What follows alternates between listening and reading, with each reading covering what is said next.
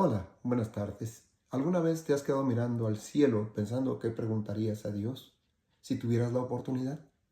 La vida está llena de misterios y a veces un poco de curiosidad puede llevarnos a las revelaciones más profundas. ¿Tú qué le preguntarías? Quiero compartir con ustedes una pregunta que considero bastante seria. ¿Qué es ser cristiano? Si queremos una respuesta rápida y simple, un diccionario más o menos diría así: seguidores de las enseñanzas de Cristo. Esto sería una definición que puede aplicarse a cualquier corriente de pensamiento, solo cambiando el nombre de esta filosofía, y entonces diríamos los seguidores del nombre de la filosofía o religión y el nombre de su fundador: cristianos, seguidores de Cristo, o alguna palabra que los distinga. Hay quienes podrían decir que cristianos son aquellos que asisten a la iglesia, o un poco más elaborado, aquellos que hablan, enseñan y viven según las enseñanzas de Cristo. En otras palabras, los que predican, hacen y dejan de hacer cosas según las reglas establecidas. Ahora bien, si quiero saber según Dios qué es ser cristiano, entonces tengo que buscar qué nos dice la Biblia, la palabra de Dios. Durante 3 años y medio Jesús llama a sus seguidores discípulos, y durante este tiempo que anduvieron con él, escucharon sus enseñanzas, vivieron y vieron sus milagros, pasaron muchas horas de conversación y también una que otra situación difícil. Por poco y mueren en medio de una tormenta. Discípulos es una palabra de uso común que proviene del griego para referirse a aquellos que están siendo enseñados. En Mateo capítulo 12, versículo 49 y capítulo 28, versículo 10, Jesús también los llama hermanos, y otros pasajes en los evangelios, término que después en el libro de los Hechos se extiende para referirse a los integrantes de la comunidad de creyentes en Cristo Jesús, y son llamados cristianos por primera vez en Antioquía, según Hechos capítulo 11, versículo 26. En otras palabras, el término cristianos no es algo nuevo, diríamos hoy, casi 2000 años. Algunas ocasiones Jesús se refiere a los discípulos como siervos en las historias que presenta en sus enseñanzas, y los escritores del Nuevo Testamento, Pablo, Pedro y Judas, se presentan como siervos y apóstoles. Es cierto que la palabra siervos también se puede traducir esclavos, pero eso lo investigaremos en otra oportunidad. Al final de ese tiempo, aproximadamente 3 años y medio, Jesús llama a sus discípulos de otra manera. Les dice amigos. 3 veces en el Evangelio de Juan, capítulo 15, versículos 13 al 15. Ahora bien, no se trata de imponer una palabra o una nueva corriente de pensamiento para responder a la pregunta, ya que tenemos otros pasajes interesantes sobre esta idea de amigos. Veamos cuál es la idea de amigos que Dios presenta en el Antiguo Testamento. Adán. Aunque la narración no es muy extensa en este sentido, podemos ver que tenían conversaciones sobre la creación de Dios, cómo llamar a los animales, ejercer dominio sobre la creación, el día, la noche, las estaciones del año, diferente alimento para los animales y para el ser humano, y otras cosas, como la instrucción de no comer del árbol del conocimiento del bien y del mal, que finalmente comieron. Cuando en Génesis capítulo 3, versículos 8 al 10, Dios, caminando por el huerto, pregunta: ¿dónde estás? Adán responde: oí tu voz. Esto quiere decir que Adán conocía la voz de Dios, y esto es posible solamente por algo que ocurre con cierta regularidad. Como nosotros reconocemos la voz de alguien por el tiempo que hemos compartido juntos. Dios está mostrando aquí su interés por tener un trato personal con Adán. Otro personaje interesante es Enoc, quien por lo menos 300 años caminó con Dios, según podemos leer en Génesis capítulo 5, versículos 22 al 24, y que desapareció porque lo llevó Dios. ¿Qué es esto que caminó con Dios? La única explicación posible es que tenían trato personal. Usted no camina junto a alguien que no conoce o con quien no está de acuerdo, y mucho menos durante tanto tiempo. ¿Se imaginan 300 años? Hebreos capítulo 11, versículo 5 nos dice así: por la fe, Enoc fue traspuesto para no ver muerte, y no fue hallado porque lo traspuso Dios, y antes de que fuese traspuesto, tuvo testimonio de haber agradado a Dios. Agradaba a Dios el trato personal con Enoc.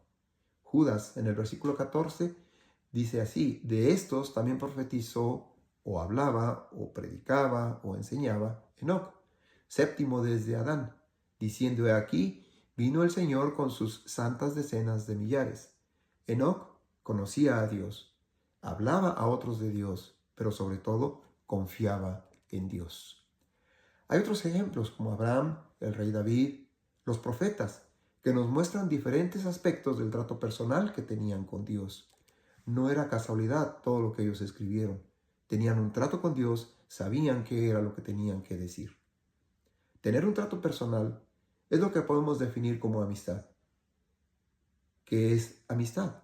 Afecto personal, puro y desinteresado, compartido con otra persona, que nace y se fortalece con el trato, según el diccionario de la lengua española. Veamos más a detalle lo que Jesús dijo a sus discípulos. Juan capítulo 15, versículo 13, dice así: Nadie tiene un amor mayor que este, que uno dé su vida por sus amigos. Versículo 14, ustedes son mis amigos si hacen lo que yo les mando. Versículo 15, ya no los llamo siervos, porque el siervo no sabe lo que hace su Señor, pero los he llamado amigos, porque les he dado a conocer todo lo que he oído de mi Padre. Jesús es el que los llama amigos. Él está ofreciendo este tipo de trato personal a los discípulos. Ya no siervos. Ahora les dice amigos. En otras palabras, un afecto personal que está expresando por ellos puro y desinteresado. Veamos una parte de estos versículos, cómo lo podríamos explicar y aplicar a nuestra vida el día de hoy. El amor de Dios manifestado con la muerte de Jesús por nosotros es el cimiento para ser amigos de Dios. En Filipenses capítulo 2, versículos 5 al 8 nos dice que Él se entregó a sí mismo para morir por nosotros. Jesús mismo lo dice en Juan capítulo 10, versículos 17 al 18. Jesús pone su vida por sus amigos para poder restaurar el trato personal entre Dios y nosotros, aquel que se perdió cuando Adán y Eva comieron del árbol del conocimiento del bien y del mal. Lo primero que debemos hacer para ser amigos de Dios es creer que Dios quiere ser nuestro amigo. Adán y Eva hicieron lo que Dios les había pedido que no hicieran: comer del árbol del conocimiento del bien y del mal. Esto rompió la comunicación y el trato personal por falta de confianza hacia Dios. Por eso es indispensable confiar en Dios para restablecer ese trato personal. También hay otras cosas que debemos hacer, como abandonar nuestros propios esfuerzos por acercarnos a Dios tratando de agradarlo. Dios ya hizo su parte. ¿Harás tú la tuya? Un aspecto interesante de ser amigos de Dios es cuando Jesús dice: pero los he llamado amigos, porque les he dado a conocer todo lo que he oído de mi Padre. Esto significa que tengo a mi disposición toda la información necesaria para poder ser amigo de Dios y conocer sus planes para mi vida. Me da un propósito, me da una razón de ser. El mejor ejemplo lo vemos en Santiago capítulo 2, versículo 23. Y se cumplió la escritura que dice: Abraham creyó a Dios y le fue contado por justicia y fue llamado amigo de Dios. Como parte de ser amigo, Dios le revela sus planes de hacer de él una nación grande, y también detalles específicos antes de la destrucción de Sodoma y Gomorra y las ciudades cercanas. Génesis capítulo 18, versículos 17. Y Jehová dijo: ¿encubriré yo a Abraham lo que voy a hacer? Es decir, Dios no quiere esconderle a Abraham sus planes. Dios nos da a conocer sus planes. Usted y yo tenemos acceso a esa información. Solo debemos decidir creerle a Dios. Finalmente, ser cristiano es ser amigo de Dios. Es tener un trato personal con Dios. Es conocer los planes de Dios. Es caminar con Dios. Esta amistad nace y se fortalece con el trato. No hay otra manera. De esta amistad, ¿cómo puede empezar? Esta amistad nace cuando aceptamos a Jesús, que ya hizo lo necesario al morir en la cruz en nuestro lugar. Creer que el plan de Dios es mejor que el mío.